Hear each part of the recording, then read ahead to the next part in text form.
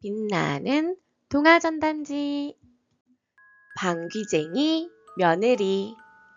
옛날 깊은 산골 마을에 어머니와 아들이 살고 있었어요. 이 아들은 착하고 성실했지만 결혼에는 전혀 관심이 없었답니다. 하루는 어머니가 밥을 차리며 아들에게 정답게 말했어요. 아들아, 내가 요즘 힘이 부쩍 딸리네. 이제 며느리를 하나 드려야 하지 않겠니?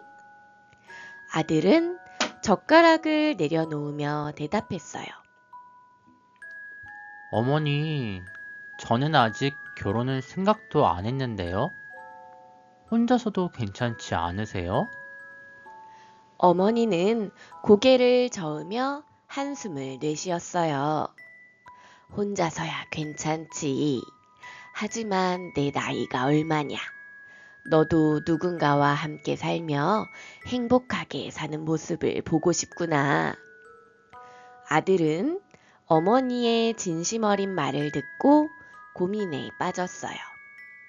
그렇게 며칠을 생각하다가 마음을 먹었어요. 어머니, 알겠어요.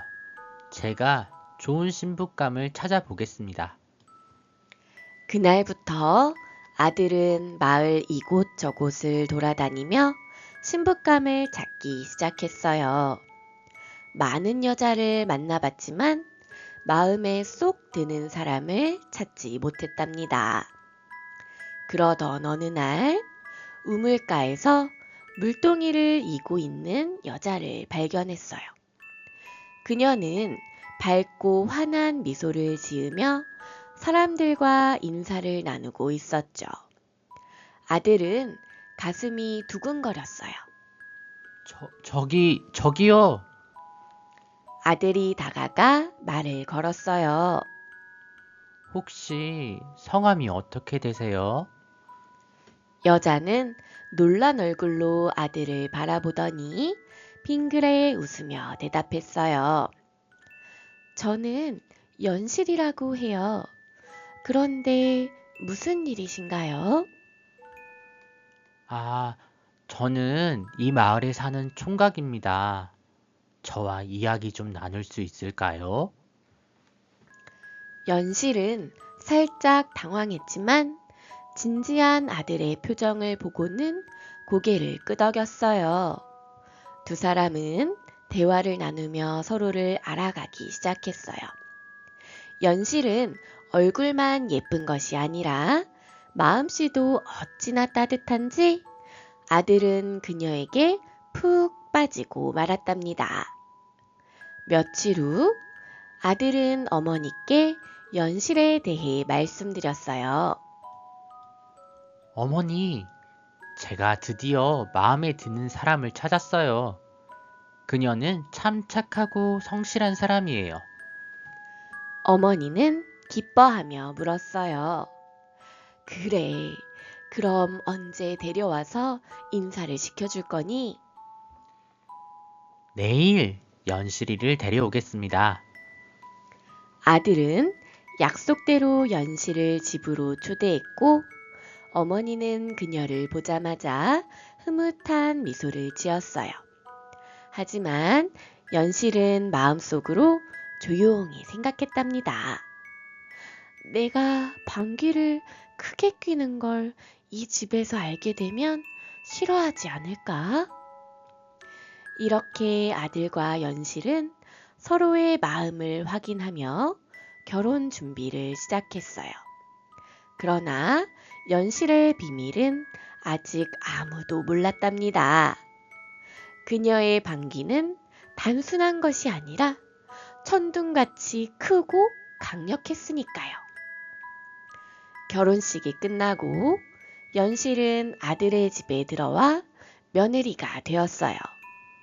그녀는 집안일을 부지런히 하며 어머니와 아들에게 잘하려고 애썼답니다. 그런데 연실에게는 큰 고민이 있었어요. 바로 방귀를 참는 일이었죠. 밤마다 그녀는 몰래 뒷산에 올라가 방귀를 뀌곤 했어요. 어느 날 저녁, 어머니가 부엌에서 설거지를 하다 연씨를 불렀어요. 며느라, 너는 참 부지런도 하구나. 그런데 요즘 얼굴이 왜 이렇게 창백하니? 무슨 고민이라도 있니? 연실은 놀라며 고개를 저었어요. 아니에요, 어머니. 그냥 조금 피곤해서 그래요. 어머니는 걱정스러운 얼굴로 말을 이어갔어요. 너무 무리하지 말아라. 우리는 네가 건강한 게 제일 중요하단다.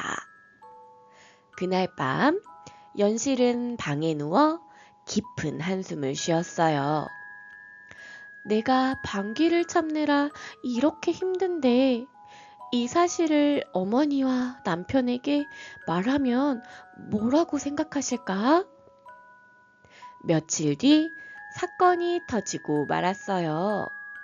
연실이 부엌에서 저녁을 준비하던 중 참아왔던 방귀가 뽕 하고 터져버린 거예요. 그 소리는 온 집안에 울려 퍼졌답니다. 놀란 아들과 어머니가 부엌으로 달려왔어요. 연실아, 무슨 일이냐? 어디 다친 거야? 아들이 다급히 말했어요. 여보, 괜찮아요? 아들이 다급히 물었어요. 연실은 얼굴이 새빨개져서 고개를 숙이며 대답했어요. 죄송해요. 사실은 제가 방귀를 참느라 그만.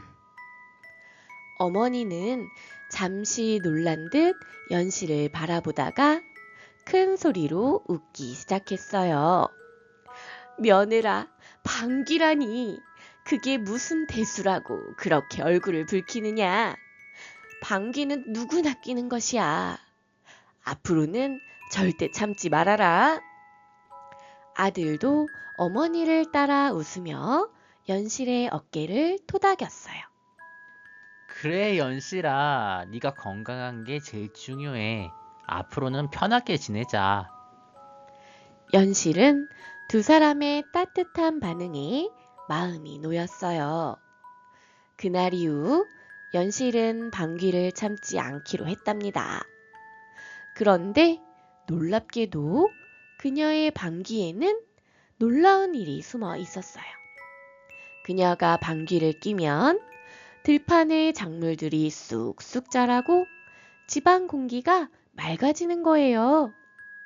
이 소문은 금세 마을에 퍼졌고 사람들은 그녀의 방귀를 신기하게 여겼답니다. 어느 날 마을에 큰 가뭄이 찾아왔어요. 하늘은 몇 달 동안 구름 한 점 없이 맑았고 마을의 논밭은 바싹 말라가고 있었죠. 마을 사람들은 점점 불안해졌고 곳곳에서 한숨소리가 들려왔어요. 이대로 가면 올해 농사는 다 망치는 거 아니야? 한 농부가 말했어요. 그러게 말이야. 비가 내리지 않으면 우리 가족도 굶어 죽게 생겼어. 다른 농부가 고개를 저었어요. 그때 한 사람이 갑자기 외쳤어요. 방귀쟁이 며느리님께 부탁드리는 게 어때요? 그녀는 방귀가 작물의 기적을 불러온다던데. 사람들은 처음에는 망설였지만 상황이 너무 절박했기에 결국 연실을 찾아왔어요. 마을 어르신이 조심스레 말했어요. 며느리님, 우리가 이렇게 찾아온 이유는 다름이 아니고 혹시 당신의 방귀로 가뭄을 해결할 수 있을까 해서요. 연실은 얼굴이 빨개지며 당황했어요. 제 방귀가 도움이 될까요? 그래도 제가 할 수 있다면 노력해 보겠습니다. 마을 사람들은 환호하며 연실을 마을 중앙으로 안내했어요. 모두가 그녀를 지켜보며 숨을 죽였죠. 연실은 긴장했지만 마음을 다잡고 말했어요. 여러분, 조금 창피하지만 열심히 해볼게요. 연실은 한 발을 앞으로 내디디며 힘을 주었어요. 그리고 뿡뿡뿡 소리가 마을에 울려 퍼졌답니다. 연실의 방귀 소리가 울려 퍼지자마자 하늘이 흔들리는 듯한 소리가 들렸어요. 모두가 고개를 들어 하늘을 보며 웅성거렸죠. 저기 구름이 몰려오고 있어요. 한 아이가 손가락으로 가리키며 외쳤어요. 하늘에는 까만 먹구름이 빠르게 모여들었고 곧 굵은 빗방울이 땅에 떨어지기 시작했어요. 마을 사람들은 한순간 조용했다가 이내 환호성을 지르며 외쳤답니다. 비가 내려요. 농부 한 명이 흙을 만지며 감격스럽게 말했어요. 촉촉한 흙 냄새. 이게 얼마나 오랜만인지 모르겠어. 어르신이 연실에게 다가와 고개를 숙이며 말했어요. 며느리님, 정말 감사합니다. 당신 덕분에 마을이 다시 살아났습니다. 연실은 얼굴이 빨개졌지만 부드럽게 미소 지으며 대답했어요. 제가 할 수 있는 일이 있었다니 다행이에요. 모두가 기뻐하시니 저도 행복해요. 남편도 그녀의 손을 꼭 잡으며 말했어요. 연실아, 이제 알겠어. 네가 우리 가족뿐만 아니라 마을 전체에 얼마나 소중한 사람인지. 그녀의 눈가에 눈물이 맺혔지만 연실은 환한 미소로 답했답니다. 그날 밤 마을 사람들은 연실을 위해 성대한 잔치를 열었어요. 모두가 그녀의 방귀 이야기를 나누며 웃음을 터뜨렸고 연실은 마을에서 가장 사랑받는 사람이 되었답니다. 그 후로도 연실은 마을 사람들에게 기쁨과 도움을 주며 행복하게 살았어요. 그녀의 방귀는 더 이상 부끄러운 비밀이 아니라 모두를 웃고 행복하게 만드는 특별한 선물이었답니다. 하루는 시장에서 마을 사람들이 연실에게 말을 걸었어요.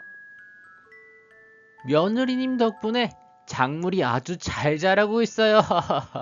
정말 고맙습니다. 연실은 부끄러워하며 미소 지었어요. 제가 도울 수 있어서 다행이에요. 여러분이 이렇게 기뻐하시니 저도 행복해요. 또 다른 사람이 말을 보탰어요. 며느리님, 지난번 가뭄 때 당신이 아니었다면 우리 마을은 큰일 날 뻔했어요. 정말 감사해요. 그 말을 들은 연실의 남편이 옆에서 웃으며 말했어요. 맞아요. 연실은 우리 마을의 진짜 영웅이에요. 제가 정말 자랑스러워요. 연실은 고개를 저으며 웃었어요. 영웅이라니요. 과찬이에요. 제가 할 수 있는 일을 했을 뿐이에요. 그날 저녁, 연실은 집으로 돌아와 어머니와 함께 저녁을 준비하며 말했어요.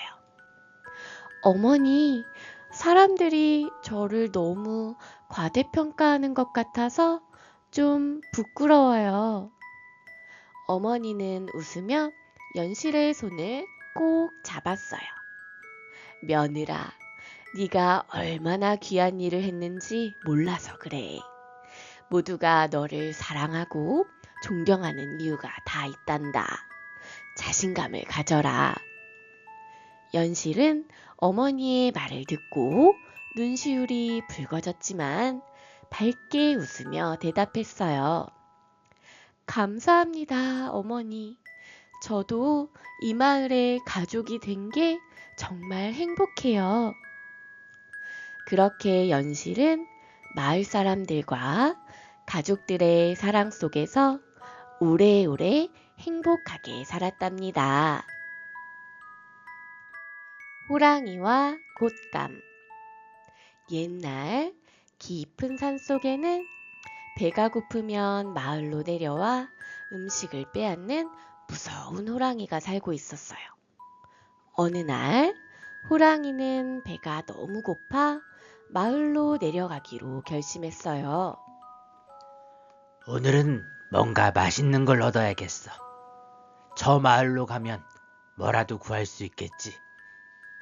호랑이가 마을 가까이 다다르자 한 집에서 아이 우는 소리가 들렸어요. 으앙, 무서워, 으아. 호랑이는 집 근처에 조용히 다가가며 혼잣말로 중얼거렸습니다. 아이가 무서워서 우는 건가? 내가 겁을 주면 울음을 멈출까? 집안에서는 아이 엄마가 울음을 멈추게 하려고 애쓰고 있었습니다. 엄마는 아이를 달래며 말했어요. 아가야, 울지 마라. 저기 호랑이가 온다. 호랑이가 널 잡아갈지도 몰라. 하지만 아이는 울음을 멈추지 않았어요. 밖에서 이 소리를 듣고 있던 호랑이는 고개를 갸웃거렸습니다. 뭐라고? 내가 온다고 했는데도 울음을 멈추지 않는다니. 저 아이는 겁이 없는 건가? 아이 엄마는 더욱 다급한 목소리로 말했습니다. 그럼 곶감을 줄게.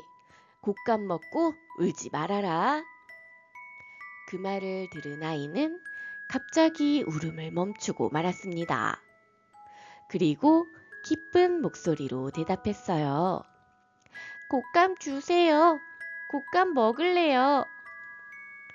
밖에서 이 모든 소리를 듣던 호랑이는 깜짝 놀랐습니다. 뭐야, 곶감이라고 했더니 울음을 멈추다니.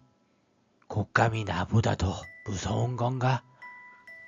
호랑이는 겁에 질린 얼굴로 뒤로 물러섰습니다. 여긴 위험해. 곶감이라는 무서운 게 나타나기 전에 빨리 숨어야겠다. 그렇게 호랑이는 마을을 빠져나가며 점점 더 곶감을 두려워하기 시작했답니다. 호랑이는 겁에 질린 채 마을에서 슬금슬금 물러났습니다. 혼잣말로 중얼거리며 걷기 시작했어요. 곶감이란 게 대체 뭐길래 저 아이가 울음을 멈춘 거지? 분명히 나보다 무서운 게 틀림없어. 호랑이는 두리번거리며 혹시 곶감이 나타날까봐 조심조심 걸었습니다. 그렇게 걸어가다가 마을 외곽에 있는 헛간을 발견했습니다. 여긴 사람이 없는 것 같네. 여기서 몸을 숨기면 곶감도 날 못 찾겠지. 호랑이는 헛간 안으로 들어가 구석에 몸을 웅크리고 숨었습니다. 그런데 호랑이가 헛간에 들어온 바로 그날 밤 도둑 한 명이 소를 훔치러 그 헛간에 나타났습니다. 도둑은 어두운 헛간 속에서 웅크리고 있는 호랑이를 발견했어요. 오호, 저건 아주 크고 튼튼한 소잖아. 도둑은 호랑이를 소라고 착각한 채 중얼거렸습니다. 오늘은 정말 운이 좋네. 이 소만 끌고 가면 한동안 먹고 살 걱정은 없겠어. 도둑은 밧줄을 꺼내 호랑이의 등에 던져 묶으면서 말했습니다. 좋아, 이제 가자고. 이렇게 큰 소를 데리고 가면 마을 사람들이 놀라겠지. 호랑이는 갑작스럽게 등에 밧줄이 걸리자 깜짝 놀랐습니다. 이건 뭐야? 혹시 곶감이 나를 잡으러 온 건가? 호랑이는 너무 겁에 질려 온몸이 얼어붙었어요. 도둑은 호랑이를 끌며 말했습니다. 얌전히 따라와라. 이렇게 순한 소는 처음이야. 한 번도 소리 지르지 않고 날 따라오네. 호랑이는 속으로 중얼거렸습니다. 곶감이 날 이렇게 묶고 끌고 다니는 거야. 이러다 정말 큰일 나겠어. 호랑이는 곶감이 자신을 잡으려는 줄 알고 숲으로 힘껏 달렸습니다. 그 바람에 밧줄을 잡고 있던 도둑은 엉겹결에 호랑이 등에 매달리고 말았어요. 호랑이는 등에 도둑이 매달려 있는 줄도 모르고 혼란스러운 마음으로 중얼거렸습니다. 으아! 곶감이 내 등에 올라탔어. 나를 잡아먹으려고 하는 게 분명해. 어떻게든 떼어내야 해. 호랑이 등에 매달린 도둑은 호랑이를 소라고 믿고 있었기에 더 큰 혼란에 빠졌습니다. 이 소가 왜 이렇게 빨라? 내가 알던 소랑 다르잖아. 멈추라고. 도둑은 소리치며 호랑이의 등에 더 꼭 매달렸습니다. 호랑이는 도둑의 외침을 곶감의 위협으로 착각하고 더 빨리 뛰기 시작했습니다.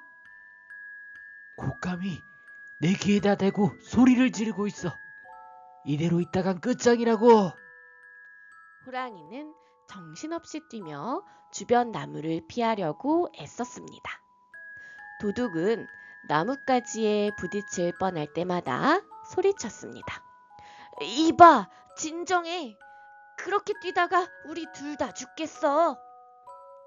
하지만 호랑이는 도둑의 말은 들리지 않고 오히려 더 겁에 질려 속으로 생각했습니다. 곶감이 내 등을 절대 놓지 않겠다는 거야. 이렇게 가다간 큰일 날 거야. 마침내 호랑이는 산속 큰 바위 옆에서 힘이 빠져 멈춰 섰습니다. 숨을 헐떡이며 땅에 덜썩 주저앉은 호랑이는 중얼거렸습니다. 이젠 나를 놔줘, 곶감아. 제발 나를 살려줘. 그 순간 도둑은 그제야 자신이 매달린 것이 소가 아니라 호랑이라는 걸 깨달았습니다. 얼굴이 하얗게 질린 도둑은 비명을 질렀습니다. 이건 호랑이잖아. 내가 왜 이걸 소라고 생각했지? 그는 호랑이의 등에 매달린 채 공포에 떨며 조심스럽게 내려왔습니다. 도둑은 땅에 발을 딛자마자 혼잣말로 중얼거렸습니다. 으아, 이건 내가 살다 겪어본 일 중에 제일 끔찍한 경험이야. 다시는 이런 짓 안 할 거야. 그러고는 뒤도 돌아보지 않고 산속에서 도망쳤습니다. 호랑이는 도둑이 사라진 뒤에도 긴장이 풀리지 않았습니다. 곶감이 드디어 내 등을 떠난 건가?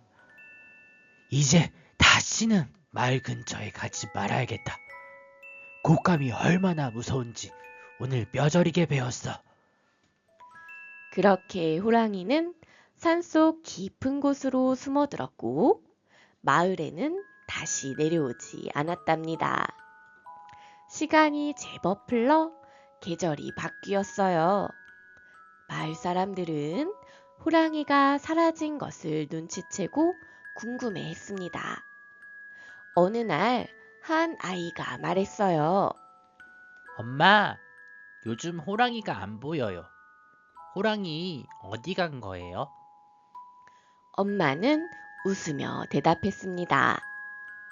호랑이가 곶감을 무서워서 도망갔단다. 곶감이 얼마나 무서운지 알았겠지. 마을 사람들은 그 이야기를 듣고 웃음을 터뜨렸습니다. 호랑이가 곶감을 무서워하다니. 이거 정말 재밌는 이야기로구나. 그 뒤로도 마을 사람들은 이 이야기를 자주 하며 웃음꽃을 피웠답니다. 한 아이가 곶감을 먹으며 말했습니다. 근데 곶감이 진짜 그렇게 무서운 거예요? 엄마는 아이의 머리를 쓰다듬으며 대답했어요. 아니, 곶감은 무서운 게 아니야. 하지만 누군가 착각하면 무서운 존재로 보일 수도 있단다. 그러니 어떤 일이든 너무 겁먹지 말고 차근차근 생각해 보렴.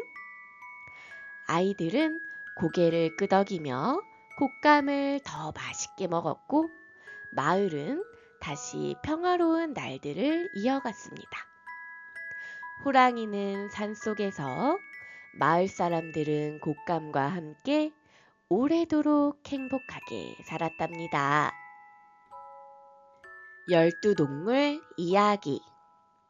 옛날 옛적 하늘나라 옥황상제님이 동물들을 모두 불러 모았어요. 하늘에 커다란 구름 의자에 앉은 옥황상제님이 엄숙하게 말했죠. 얘들아, 내가 요즘 고민이 있단다. 인간들이 태어난 해를 몰라 자기가 몇 살인지 모르는 사람들이 참 많구나. 그래서 내년부터는 해를 대표하는 동물들을 뽑으려고 하네. 그런데 그 순서를 어떻게 정할지 고민이 많았단다. 그래서 내가 강을 건너는 경주를 열기로 했다. 아침에 강을 건너 가장 먼저 도착하는 12동물을 선택할 것이다. 옥황상제님의 말에 여러 동물들이 12동물에 뽑히고 싶어 야단이었어요. 이 소식을 들은 쥐와 고양이도 12동물에 들고 싶었지만 수영을 할 줄 몰라서 걱정이었어요. 이건 어떨까? 소한테 부탁하자. 우리가 길을 알려주고 소가 우리를 태우고 강을 건너는 거야. 고양이가 눈을 반짝이며 말했어요. 쥐와 고양이는 소를 찾아가 부탁했어요. 좋아. 대신 나는 걸음이 느리니까 한 발 한 발 꾸준히 갈 거야. 너희도 늦지 않으려면 일찍 출발해야 해. 쥐와 고양이 그리고 소의 대화를 듣던 토끼가 말했어요. 소야, 너처럼 느린 발로 어떻게 강을 건너겠니? 너무 늦을걸? 소는 미소를 지으며 대답했죠. 나는 토끼 너처럼 빠르진 않지만 누구보다 부지런하지. 그러자 호랑이가 중간에서 크게 외쳤어요. 어이, 경주는 힘이 있어야 이길 수 있는 거야. 내가 1등을 차지할 테니 모두들 기대하라고. 토끼는 그 말을 듣고 깔깔 웃으며 말했죠. 호랑이야, 강을 건너는 건 빠른 발이 더 중요해. 나는 내 점프 실력으로 바로 뛰어넘을 테니까 말이야. 다른 동물들도 저마다의 전략을 생각하며 경주를 준비했답니다. 드디어 경준달 아침, 동물들은 출발선에 모였어요. 옥황상제가 손을 들어 신호를 보냈죠. 준비됐느냐? 자, 출발! 쥐와 고양이를 태운 소는 새벽 일찍 출발했어요. 느리지만 꾸준히 발을 움직이며 강으로 들어갔죠.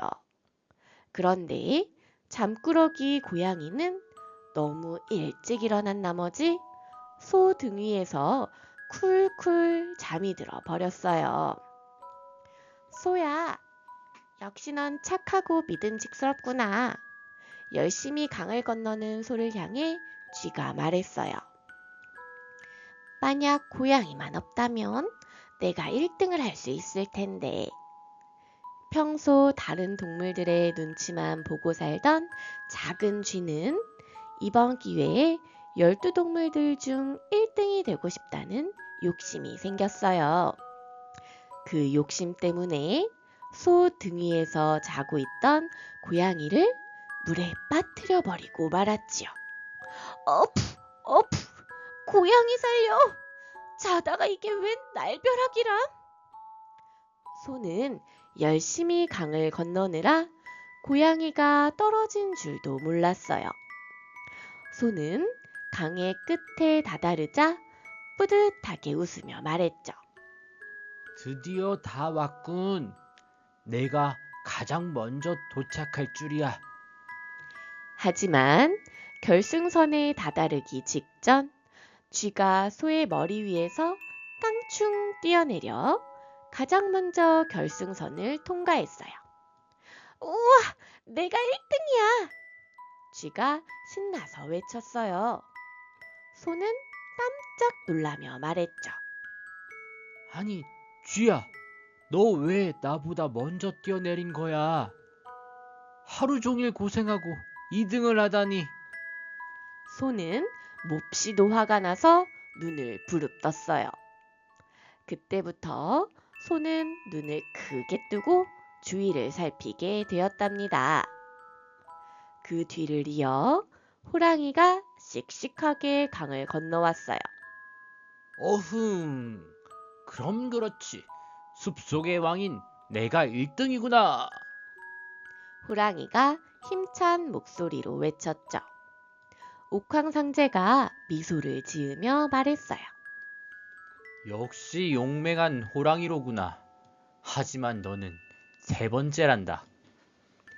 얼마 지나지 않아 토끼가 나타났어요. 토끼는 강물 위로 나무 판자를 점프하며 건너왔어요. 점프! 점프! 내가 이렇게 빠른 걸 봤어?